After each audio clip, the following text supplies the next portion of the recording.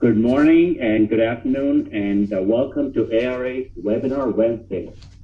I'm Sri Rao, your moderator for today's webinar titled Geostatistical Methods for Estimating Values of Interest at Unsampled Locations. And the title obviously is self-explanatory, and I am really looking forward to hosting this webinar. A few housekeeping slides, so next slide, please. The first housekeeping item is that if you have an issue with the sound and are using your computer speakers, please dial in using a phone. If you have another issue, please use the chat button to send a message to the host, so you can see that on the screen where the chat button is on your WebEx interface. Next slide, please. We encourage you to ask questions, and those will be addressed at the end of today's webinar. If you have any questions, please click the Q&A button to send your question, and we will address these in the Q&A session directly after the presentation. Next slide, please. To view the presentation in full screen at the top of your webinar settings, click on the down arrow, highlight View, and then choose Fit to Viewer. And just a reminder, that to receive a 1-hour PDH certificate, you must attend the full 1-hour webinar, and more information on that will be provided at the end of the presentation. Next slide, please. Now, I'd like to introduce our presenter, Mr. Brandon Artis. Brandon has extensive knowledge in geotechnical engineering, geostatistical modeling and simulation, geophysical characterization, rock and soil mechanics, constitutive modeling, penetration and ground shock analysis and modeling, project and construction management, and pavement evaluation. He has a bachelor's in civil engineering from the University of Illinois at Urbana-Champaign, and is a senior civil engineer with the Test Technology Division at Kirtland Air Force Base in New Mexico. Brandon and I go a long ways back. He began his career with the Transportation Infrastructure Division as a technician, and he got his bachelor's in civil engineering following that, and then transferred to the Test Technology Division. Where I sit in the Transportation Infrastructure Division, it's really interesting to see parallels between what we do in the Transportation Infrastructure and what Brandon does in the Test Technology Division. And that's why I'm really interested in listening to what Brandon has to present on this topic. Brandon, thank you again for presenting at this webinar, and please take it over. Thank you very much, Sri, and welcome everyone to today's webinar Wednesday. As Sri mentioned, my name is Brandon Artis. I'm a senior engineer with ARA's Test Technology Division here in Albuquerque, New Mexico. And I'll be giving a webinar today basically on an introduction to geostatistical analyses and how we use that analysis to estimate properties at locations where we have not collected any data or unsampled locations. So to start, I'll give a quick outline of what we're going to cover today. Excuse me. First, I will define geostatistics and its applications. Next, we'll get into variography, and I will define variogram analysis, which ultimately is the first step in geostatistical analysis. Next, I will describe methods for determining the anisotropy of the data being analyzed. After that, we will define various estimation methods, including the main two methods we'll speak of today, which is Kriging and sequential Gaussian simulation. And then after that, I will explain how we can check the integrity of our geostatistical models. And then finally, I'll go through some examples of geostatistical estimation and simulation models that I've been involved with in the past.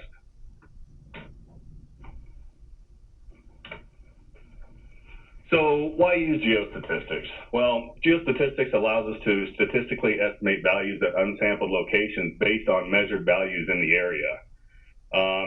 The biggest benefit of geostatistics is that it not only allows us to estimate values at these locations, but it also allows us to quantify the uncertainties of the estimated values, which are associated with the variability across the site. And then finally, the final product of geostatistical analysis is we're able to create full 2-dimension or 3-dimensional estimates of property fields and the associated uncertainty with those. Some examples where this data can be used would be potentially a map of rock or soil strength, potentially porosity, in situ seismic wave speed, layer thickness, etc.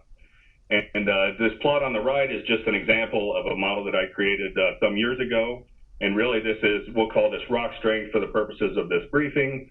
But one thing I do want to point out is the top of this three-dimensional grid here, that would be considered the ground surface, and then everything below that would be considered the subsurface.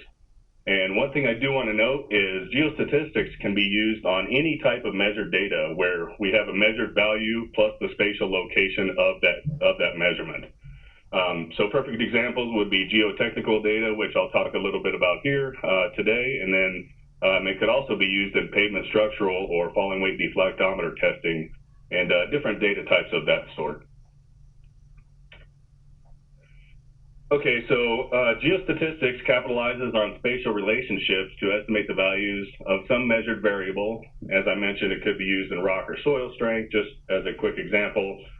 And then it also provides the uncertainty of these estimates. Geostatistics does help for site planning for certain activities, and it can also allow us to assess the project risk. Additional applications. Geostatistics allows us to create statistical representations of site properties, and these can be directly used to support first principle calculations with uniform and non-uniform computational grids. Geostatistics can also be used to guide a site characterization or testing process. For example, thinking about geotechnical site characterization or other measurement types, these should include measurements at a spacing no greater than that of the correlation length of the site as determined by Variogram Analysis. And that's that's a method that I'll be getting into in the next few slides. So what is geostatistics? Geostatistics was developed in the mining industry in the 1960s and 70s. And really, they required a precise and unbiased technique that was needed to calculate ore reserve estimates from limited borehole data. And so geostatistics uses a collection of numerical techniques, and these are used to study the spatial and or temporal correlation of data collected. Geostatistics does differ from classical statistics in that it uses the sampling location of every measurement and not just the data values themselves. And one thing to note is geostatistical phenomena are extraordinarily complex with properties varying on a very small scale. And really we see that in geologic settings a lot of the time. And when collecting geotechnical or any other test data, it is really fiscally and temporally impossible to collect data at every location in a test area. And so geostatistics is one method to be able to estimate measured values at our unsampled locations. So I'll just give a quick methodology overview, starting here on the left with this figure here. So really we will select sample locations based on the anticipated spatial correlations of a test area. We may not know those, anticipated spatial correlations. However, we try to stick to a fairly normal grid of data collection, which does help in the geostatistical analysis process. Once we have our sample locations figured out, then we move on to actual site data sampling. And again, this could be drilling for geotechnical properties in the subsurface. This could also be applied to, as I mentioned, falling weight deflectometer analysis across a roadway or airport runway. And these data that we measure are considered the known data. Once we have the known data and we have all of that processed into the properties that we're really interested in, then we begin to develop what's called a variogram. And variograms determine the distance over which properties are correlated, and a variogram allows us to quantify the variability of the data throughout a test area.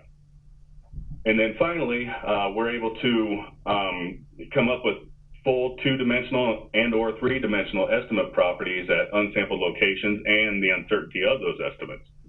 And as I'll mention in a bit, there are quite a few ways to, quite a few algorithms to use for estimation purposes. However, geostatistics does give us the benefit of measuring the uncertainty of those estimates.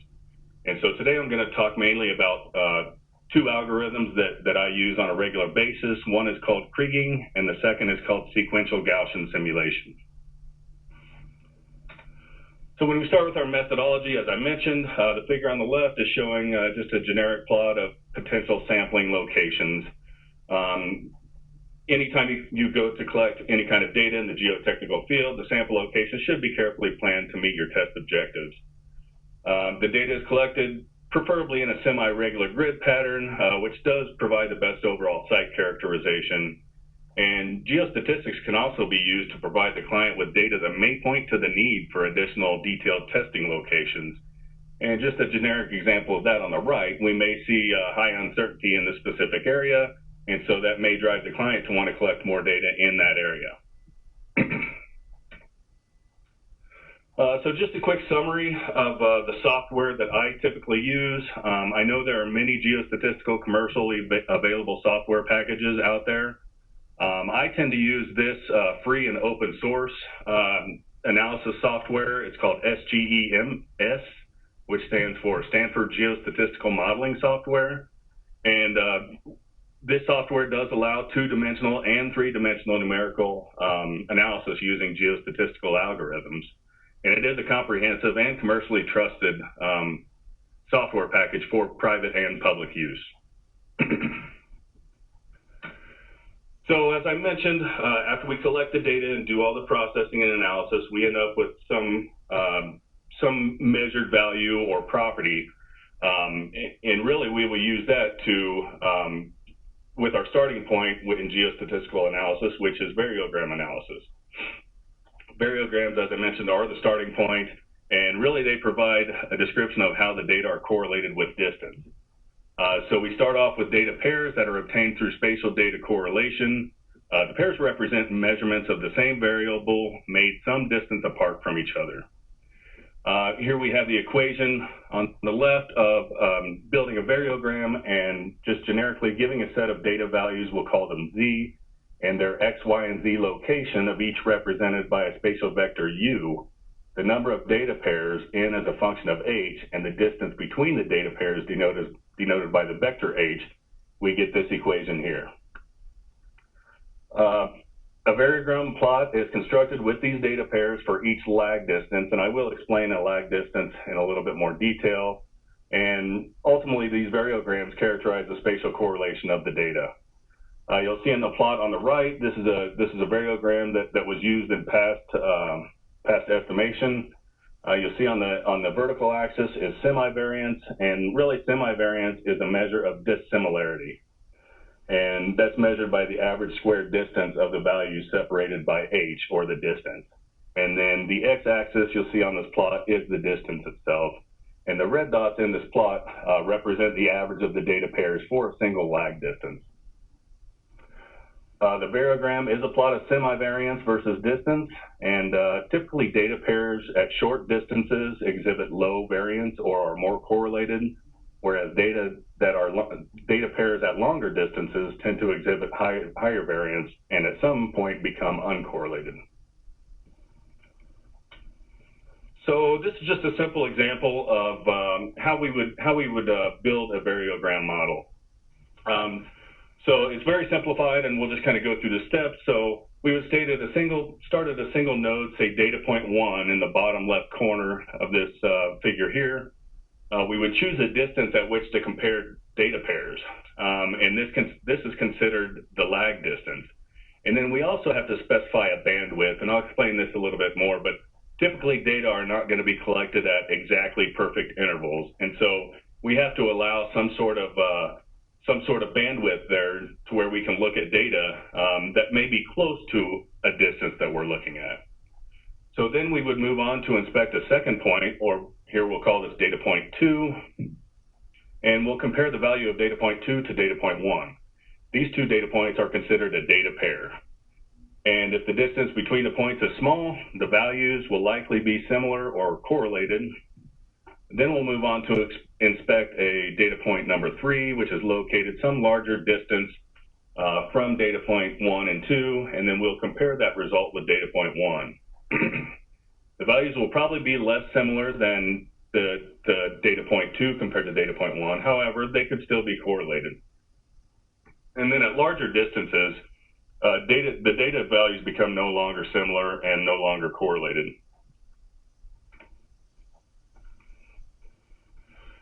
So once we've gone through that general exercise, we start our variogram analysis. The data pairs exhibit a trend to a certain distance, as I mentioned, and they could be modeled with a curve fit. That distance to where the data are no longer correlated is considered the range of the variogram. And that's shown here by the vertical dashed line. So basically in this plot, all the data points to the right of the range are no longer correlated, and the data points to the left of the range are correlated. Excuse me. Another thing to point out in the variogram plot would be the SIL, and this is the semi-variance at which the data stop being correlated. And then the last thing to show in this plot is what's called the nugget effect, or it's considered the short scale variability. And really that variance is commonly observed in different types of data, but specifically in geologic data from the microstructural differences within the geology in the short scale. So as I mentioned, we typically don't collect data at regularly spaced intervals, perfectly spaced intervals. And so how do we deal with that? Well, if data is too sparse, the valid analysis does become difficult to achieve, and of course the uncertainty does increase. But we do have to tolerate the randomness of the data testing or data collection, since we typically don't have the option to do these at perfect intervals. And so in order to do that, we have to accept any pair of data whose separation is close to a certain distance, or h. And to do this, we specify different tolerances on both the distance and the direction of h. So once we have our variograms constructed, we then have to be able to fit a model to that variogram. And there are three main variogram models that we use. They're spherical, exponential, and Gaussian models. And you'll see those equations here to the left. Note that in these equations, there's a variable called C, and that is considered the SIL. If you will remember, that is the semi-variance at which the data stop being correlated. And then there's also the range, which of course is the distance at which the data are no longer correlated. And examples of these, each of the three models are shown here, with the sphere on the right, with the spherical model being in the navy blue, the exponential model shown in orange, and the Gaussian model shown in green. One thing I do want to note, and we do see this quite a bit in the analysis that I've performed in the past, is it is possible to have more than one of these structural models in one variogram. And the software that I use, it's very nice because you're able to implement more than one of these structural models. These could also be done manually as well. So not only are variogram models, not only do they allow us to check the variability across a testing area, we can use directional variograms to check for site anisotropy. In the geologic setting, many types of the data do exhibit anisotropy. This could be due to geologic fault or channels or depositional structures. Could be any number of things. But really, anisotropy within a geologic setting can have significant impact on outcomes.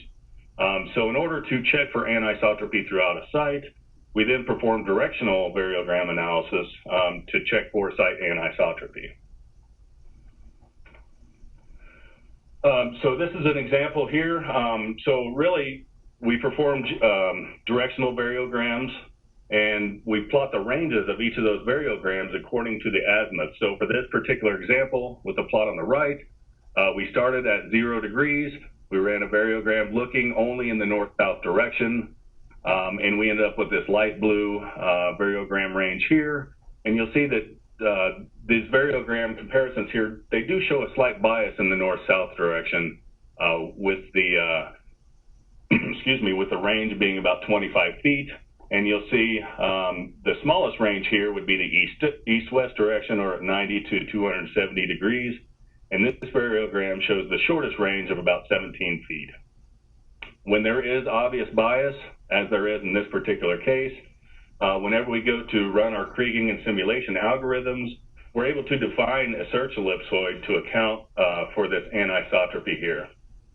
One thing that I do also want to note on this plot is the dashed line and the circle here. That is what's considered an omnidirectional variogram.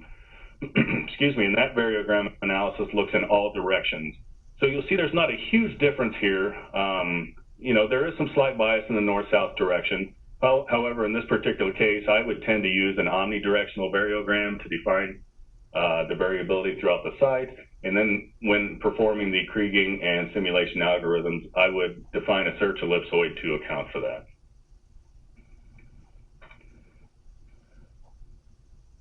So moving on to estimation methods, there are, of course, numerous methods for estimating values at unmeasured locations. I'm sure many people have heard of all of these, but we have a polygon method, the triangulation method, local sample mean method, and the inverse distance weighted method. And these are just a few examples of the methods that are out there. Really, the main estimation method I'm going to talk about today is Kriging, and there are multiple kinds of Kriging involved in geostatistical analyses. The Kriging algorithm that I use is considered ordinary Kriging, and really what it does is it uses optimal weights to minimize the mean squared error, and it does consider the mean constant but unknown. The next type of Kriging is called simple Kriging, and this Kriging algorithm assumes that the mean is constant and known. And then the last Kriging algorithm I'm going to show here is just, it's called universal Kriging. So really for this webinar, I'm only going to touch on the ordinary Kriging, and that is preferred by me because it's considered the best linear unbiased estimator. It's the best because really it aims to minimize the variance of the errors. It is linear because the estimates are weighted linear combinations of measured data. And it is unbiased because it attempts to drive down the mean residual and drive that down to zero if possible. So we talked a little bit about Kriging. It is a linear regression algorithm. It runs under the assumption that data points near each other will have spatial correlations, while data points that are widely separated are statistically independent. And Kriging does determine the estimation error in terms of variance, but then we can determine standard deviation from that. Once we run the Kriging algorithm, that can then be used for stochastic simulation of possible realizations. Stochastic simulation generates multiple equal probable realizations of the property in question, or the property that we're studying. It is a simulation as opposed to estimation, and it does counteract the tendency of data smoothing from Kriging. And I'll show some examples of how we do get some data smoothing while running the Kriging algorithms. It can also give a better representation of the natural variability. I keep mentioning geologic settings. There is natural variability that we've seen in just a very small area, and so stochastic simulation does capture that a little better than the Kriging algorithms. And simulation does also provide the uncertainty of the simulated values.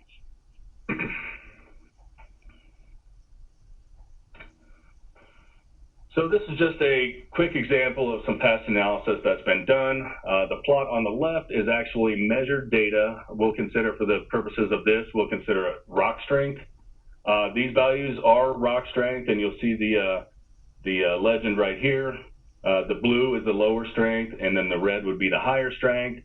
And then you have the X, Y, and Z locations of each one of these measurements. So taking this data, I went through Variogram Analysis, fit Variogram Models to this data, and then running through the Kriging algorithms, I was able to come up with a three-dimensional grid of estimated data at each node, which was defined by me for these values. And one thing I mentioned before, and I'd like for you all to keep in mind, the top of this plot here would be considered the ground surface, and everything below it would be considered the subsurface. And then the plot on the right is showing the Kriging result. It's just showing this in slices along with the actual measured data, so we can see a little bit more detail. Okay, so as I mentioned numerous times, Kriging analysis not only gives us estimated values at each node within the volume of interest, but it also gives us the Kriging variance, or the variance of of those estimated values. So again, here in this plot, I'm showing the measured data on the left. Again, lower strength is in the blue, higher strength is in the red. We then apply the Kriging analysis and we get our estimates, but we also get a variance. And you'll see here the plot in the center, we have measures of variance here. So the blue would be considered much lower variance or more correlated, and the red would be considered high variance. And again, the plot here on the right is just showing the same plot as the center, but it's showing slices to provide a little bit more detail.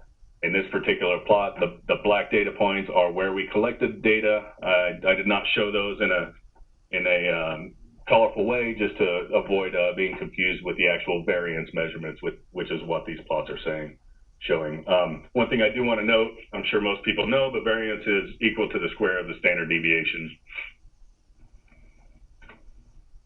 Okay, so I did mention briefly earlier that Kriging and simulation algorithms can not only provide these estimates that we're looking for, but it can also drive additional data collection.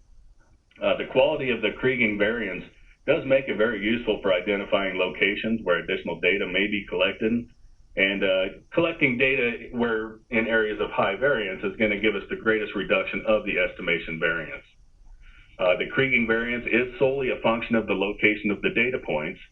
And in this particular example, the plot on the left, upper left, that is a full three-dimensional grid of variance. And then the plot on the bottom is showing a plan view of the same plot here. So essentially, the calculated variance is the smallest at each one of these measurement locations, and these can be considered a borehole. So you see the blue has the lowest variance, and as you move away from the measured locations, you get higher variance. You see in the green here, it's still fairly low variance, but then we get out to areas here where we have a variance in the yellow and the orange, which it would be considered a higher variance. And so in this particular example, looking at the variance after running the geostatistical analyses, we were able to determine two locations, which would be the black dots with red circles, where we decided we could collect more data and we could significantly reduce the estimation variance in these locations.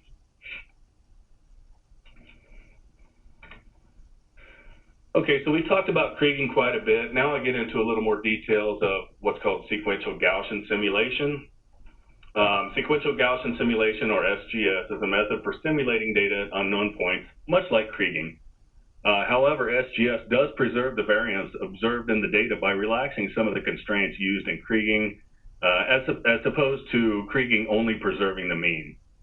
SGS is a stochastic or randomly determined modeling approach, and it does allow for calculation of multiple equally probable realizations of a variable by simulating at unsampled locations as opposed to estimating. The simulation is conditioned to measure data and the existing simulated data for each iteration thereafter, and their spatial relationships are honored, such as the variogram. The SGS does simulate a Gaussian random function at each node, or voxel if you're looking at three-dimensional analysis. By providing several alternate equiprobable realizations, the sequential Gaussian simulation approach does help represent the true local variability, thereby helping to characterize local uncertainty. And as I mentioned before, we see this a lot in a geologic setting. SGS does select a random deviate from the same Gaussian distribution instead of estimating the weighted mean at each point, where the simulation is selected according to a uniform random number that represents the probability level. And then sequential simulation does use previously simulated values as hard data with each iteration. And really this allows the reproduction of the covariance between all simulated values. So we'll get into an example using the same data set that we've been looking at. Again, the actual measured data with their true X, Y, and Z locations in the plot on the left. Again, for this purpose, we'll call this rock strength. Just to reiterate, the blue would be the weaker strength, and the red would be the higher strength. Now, as I mentioned, using sequential Gaussian simulation, we're able to run multiple realizations and then run statistics on all of those realizations as a whole. But I wanted to point out just one single realization result. And really that's what we're seeing here in the center plot here. Once again, the surface of the ground here at the top, and then the subsurface below that. Again, this is a measure of strength, and this is just one realization using sequential Gaussian simulation. And then again, the plot on the right is showing the same data as the center, but it's shown in a slice format just to show a little bit more detail. So when we run multiple realizations using sequential Gaussian simulation, we're able to process these and get other statistical analyses from all of the realizations at once. Just some examples of statistics that we can get from this. One is local conditional mean and variance, and really that's just the mean and variance of all realizations at each node. We can also calculate the simulation percentiles. So this computes the percentiles at each node, specified by the user. So this could be the 10th percentile, the 50th percentile, the 90th percentile, and so on. We're also able to compute the interquartile range, which would just be the 75th percentile minus the 25th percentile for each node. We can also compute the mean above or below certain values, and really, as it says, we're able to compute the mean of all nodes above or below some specified values that's specified by me, the user. And then finally, we're able to compute the probability of nodes being above or below certain values. So as an example, earlier I showed just one single realization. In this particular slide here, this is after running 100 equal probable realizations. So every single realization that was ran, they are equally probable of being the true value. And so what we do with this was I gathered all 100 realizations, and then I computed the mean at each node location for this. Again, you can see the true measured data that we have here on the left that we've been looking at, and the center plot is showing the mean of those 100 realizations. And if you'll think back, this looks very similar to the Kriging results that we got before. Again, here this is showing the same plot as the center plot on the right, but we're just showing this in sliced form to show a little bit more detail here. So as I mentioned, not only can we get the simulated values or the mean of all 100 realizations, but at each node we can also compute the variance of all 100 realizations. And I do want to note that the 100 realizations is just something I picked for this particular project, but you could do as many as you want. We could do 1,000, 10,000, whatever that value is. That will, of course, affect the computing time that it takes to do the analysis, but just one thing to keep in mind. So again, we have true measured data here on the left, again, with their true X, Y, and Z values. And then the center plot is showing the variance of all 100 realizations that we computed for the variance for each node. And then again, the plot on the right is just showing a sliced version with the measured locations shown here in the black circles.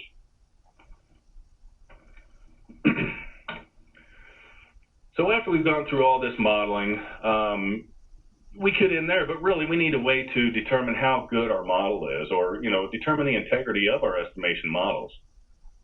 We use a method that's called cross-validation, and really what this method does is we take all of our measured data and it removes one data location. In our particular case, as shown in the past few slides, it could be we take out one particular borehole, and then we perform the estimation and simulation algorithms, which we're able to come up with estimated or simulated values at those actual measured locations for the borehole that was removed from the analysis. We then compared the actual measured data that we got at those true X, Y, and Z locations, and we compare those with the estimation or simulation values that we get from doing this leave one out, quote unquote, methodology here. And then we repeat this by removing a different data location or borehole at a time, and then we rerun the estimation and the simulation processes until all of the boreholes or data points have been interpolated. We then look at these values and compare them to our known values to determine how accurate our model is. These comparisons can include histograms, which we'll see in a couple slides. We also look at estimated versus measured data and other summary statistics. One thing I do want to note is cross-validation tends to be the most time-consuming portion of geostatistical analysis, but really it allows us to effectively determine the integrity of our model, and we can show that, to our clients, and they're always happy to see how good our model is compared to the actual measured data. So this is just one cross-validation example. This is from the quote-unquote rock strength data that we were looking at before. One thing I want to show in the plot on the right, the gray is the actual measured data at each of these locations. You'll see here that the y-axis is showing the depth under the ground surface or in the subsurface, and then the x-axis is just showing the rock strength for the purposes of this briefing. After we run our Kriging and simulation values, in this particular case it's just a Kriging, you can see we end up with this blue curve here, which we have compared to with the actual measured gray curve. And then the other aspect of this plot is the orange curves, which are plus and minus 1 standard deviation of the estimated curve here. One thing to note is you'll notice if we compare the gray curve to the blue curve here does have a sort of smoothing effect that can be seen. And really, we do see this in all Kriging data. And I did mention earlier that, stochastic simulation does simulate the variability a lot closer than Kriging. So we do have this Kriging effect. And really, that's due to, in the Kriging process, we multiply multiple measured values by a weight, and then we sum those values.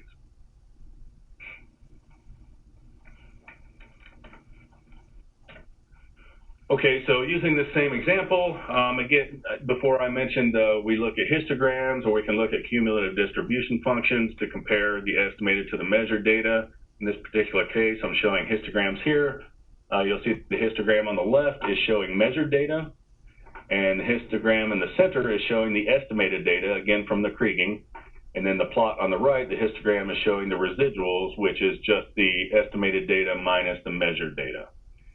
In an ideal world, we would want our mean and median to be exactly 0 in our residuals. However, that's typically not the case.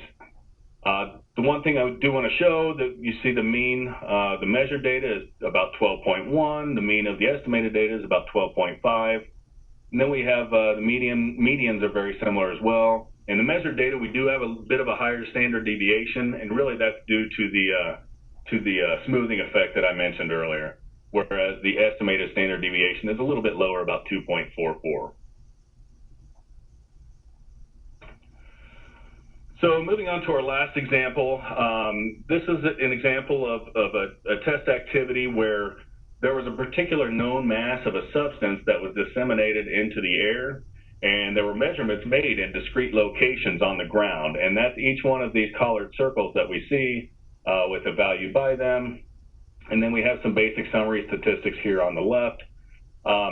This particular project was quite a bit different than what I've been showing with the geotechnical aspect, in that there was a known mass of something, and it was disseminated, and we were able to measure at discrete locations here. Well, we'll see in the subsequent slides that I was able to apply geostatistics to this analysis and come up with an estimate of the total mass within this area of measurement here. So this is showing the variography results from this particular analysis. The variogram shown on the right. There are numbers at above each one of these X's shown here, and that is the total number of data pairs used for this averaging. And the plot in the center, the directional variogram rose diagram, we'll see there's maybe a slight bias from southeast to northwest. However, it's very close, and we'll see in the table here, the omnidirectional variogram range is about 52 meters, and the rest of them range from about 46 to 54. So they're all very close there. We decided to use the omnidirectional variogram for this particular case, and the range for that was about 52.4 meters. So after applying our variogram analysis, then we're able to run through our Kriging algorithm, and we come up with a nice pretty picture here, although it's not just a nice pretty picture. Applying these methods, as I mentioned, for this particular case here, we were able to estimate the total mass disseminated onto this specific area.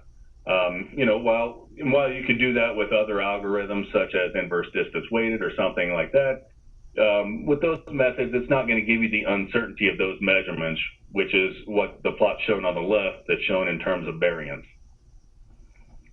One thing I do want to note is there seems to be quite a bit higher variance here in the center in this little circle area here. That's because no measurements were taken in that location. And really, we can see that the variance is higher there based on that.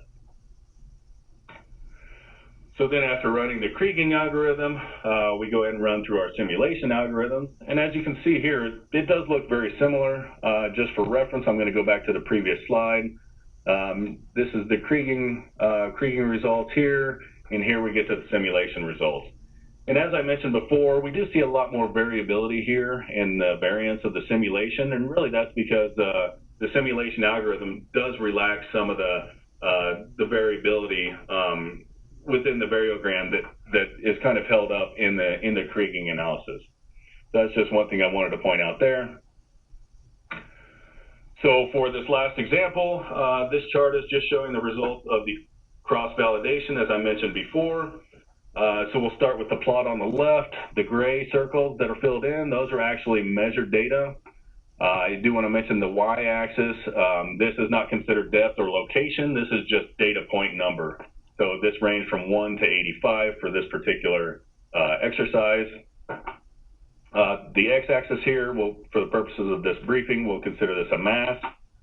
So the colored in gray dots are the measured data, and then the hollow blue circles are the estimated data. So we compare those at each location. Another thing to note here is the orange curves to the left and the right of the estimated data is those are plus or minus 1 standard deviation from the estimated data, and then the green curves are the plus or minus 2 standard deviation from the estimated data. I do want to point out in this particular case, there were 85 data points that were measured, and we had a total of 62 of those 85 data points, or about 73% of the measured data fell within plus or minus 1 standard deviation of the estimated values. And then a total of 77 of the 85 data points, or about 91% of the measured data points fell within plus or minus 2 standard deviation of the estimated values. So moving on to the conclusions, wrapping up here, as I mentioned, there are numerous ways to estimate values of interest at unsampled locations based on measured data in the vicinity of the area that we're interested in. These just a few examples: triangulation, inverse distance weighting. The one major benefit of geostatistics over these other algorithms is that it does provide not only the estimated or simulated values, but the uncertainties of those. And due to the uncertainty of the estimated or simulated values, we're able to perform what's called cross-validation, which really allows us to ensure the quality of our 2-dimensional or 3-dimensional models. And that is all I have, Sri. I'll turn it back over to you. Thank you very much, Brandon. That was a very interesting presentation. Again, a reminder to all the participants, if you have any questions, please begin submitting those.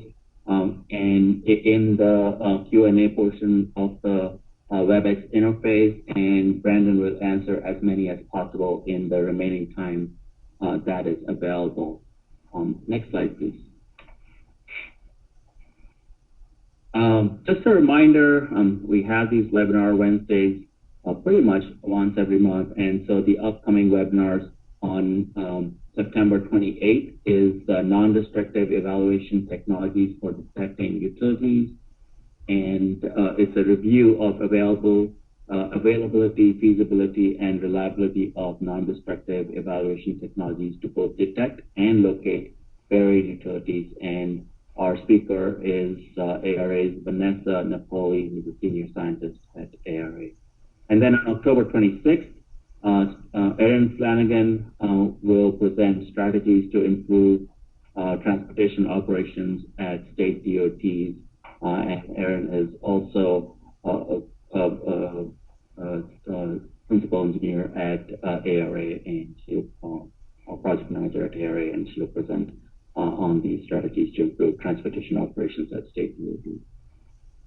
We have many more exciting topics and ARA presenters in the works for the rest of 2022, so please watch your emails for updates or visit the Webinar Wednesday page at www.ara.com/webinars. Next slide, please. So we'll get to the Q&A portion, and Brandon, let me just ask a couple of questions. So Mr. Gia asks a question: if the measured data points are in one dimension, such as FWD following with the deflectometer only in one lane, can these methods discussed today be applied? That's a great question. Yeah, they can be. So what would happen in that particular case is, say in a typical FWD testing arrangement, I don't know, for example, you're testing every 500 feet in that one lane. Using this method, will allow you to interpolate between those data points. Now, of course, the more data points you have, the lower uncertainty you're going to have in those estimates, but it can absolutely be applied to that specific example for FWD data collection. All right, thank you, Brandon.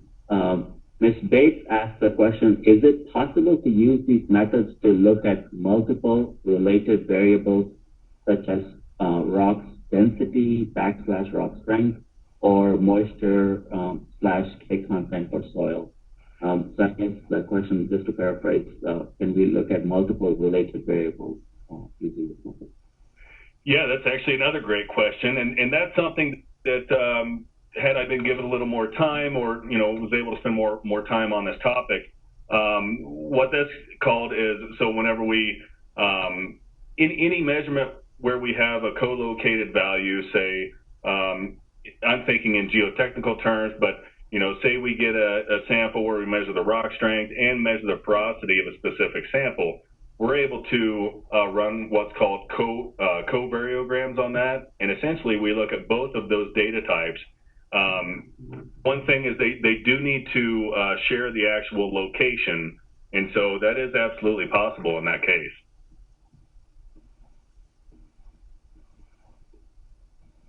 Here's another question, Brandon. Robert asks, what if different known data measurements have different errors? Can the errors be included in these estimation methods?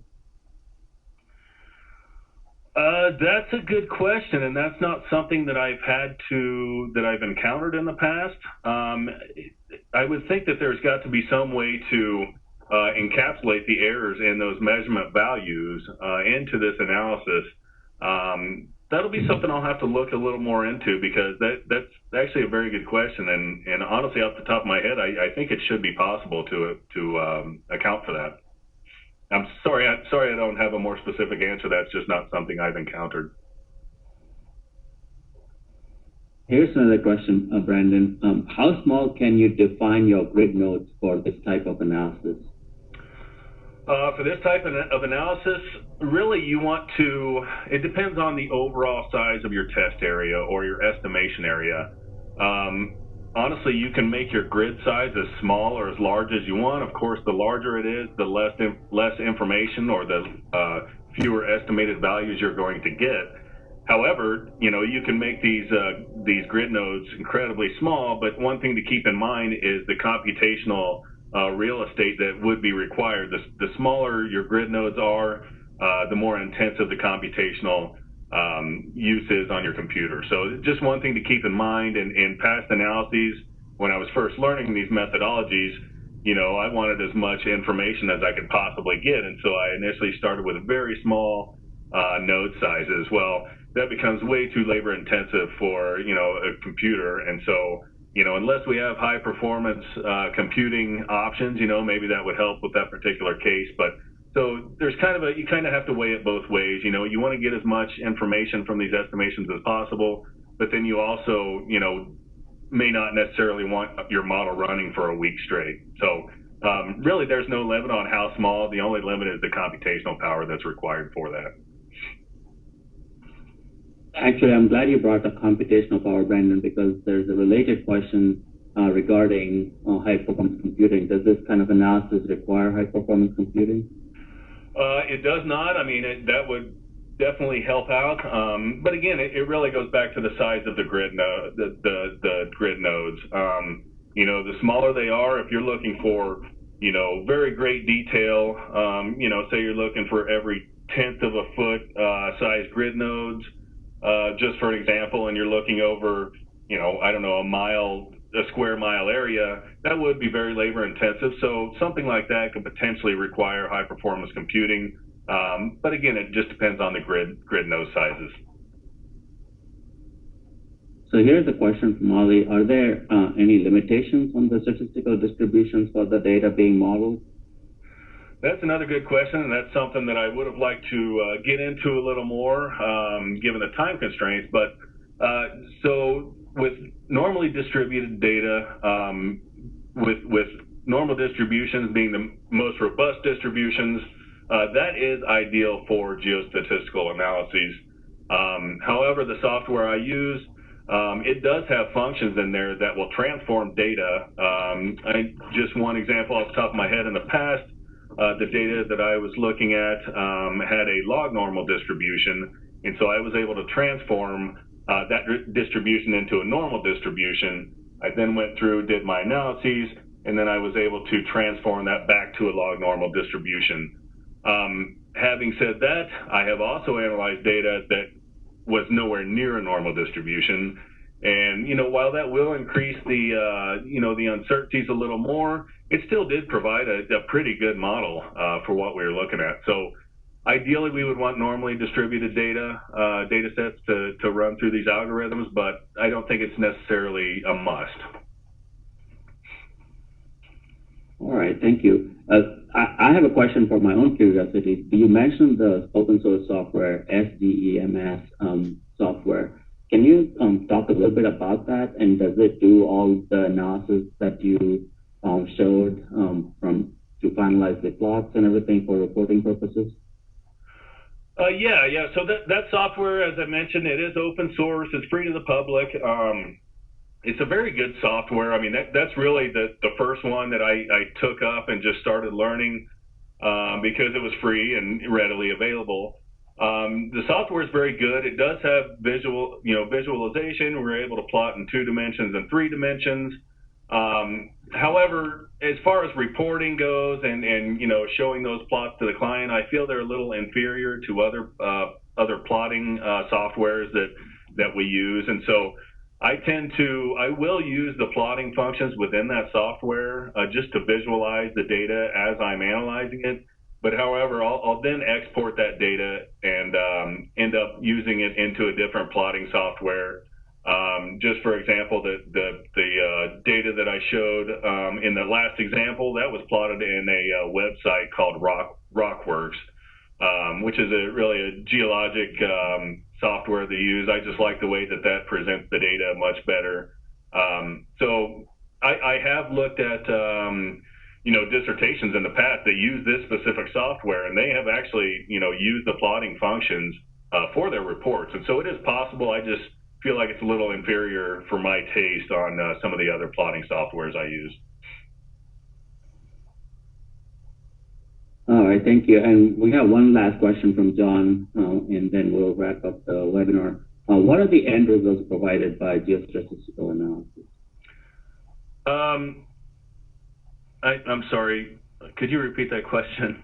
Sorry. No problem. What are the end results provided by geostatistical analysis? Okay, I see.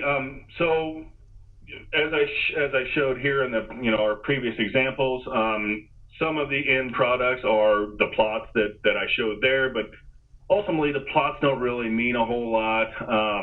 So in the last example in particular, we were able to use this analysis in order to estimate the total mass that was disseminated in a specific area. So from the geostatistical analysis, I was able to export at every single grid node within that analysis an actual estimated value. So then, and as I mentioned early on in the briefing, in particular with geotechnical aspects of the geostatistics, we can export a complete 3-dimensional grid, and that could be imported into, first principles calculations with a normal grid or an abnormal grid, and it could be brought into say programs such as LS-DYNA or some other finite element modeling software. So there are quite a few different different end results of geostatistics, and really they vary on what what the client would like to see for a particular case. All right, thank you again, Brandon. I think that's the end of our Q&A session. Can we go to the next slide, please? Yes. So on behalf of ARA, thank you everyone for joining us today. Today's presentation is being recorded, and a link will be made available on the ARA Webinar Wednesday website sometime early next week. We'll also send a PDH certificate to all participants verified by our attendance report as present for the full hour of the webinar. A copy of today's webinar, today's presentation will also be included with that email. So just please allow us about 3 weeks or so to 2 to 3 weeks to receive your certificate. Next slide, please. ARA is always looking for great people to join our team. We strive to hire valuable colleagues, and if you're interested in employment opportunities at ARA's transportation and infrastructure offices, please send a brief resume and contact information to www.joinara@ara.com. That's www is for Webinar Wednesday, join@ara.com. Again, thank you for joining today, and we hope you will join us on September 28th for our next Webinar Wednesday, which will be non-destructive evaluation technologies for detecting utilities, and that's going to be presented by Vanessa Napoli. Thank you, everyone, and have a great rest of your day.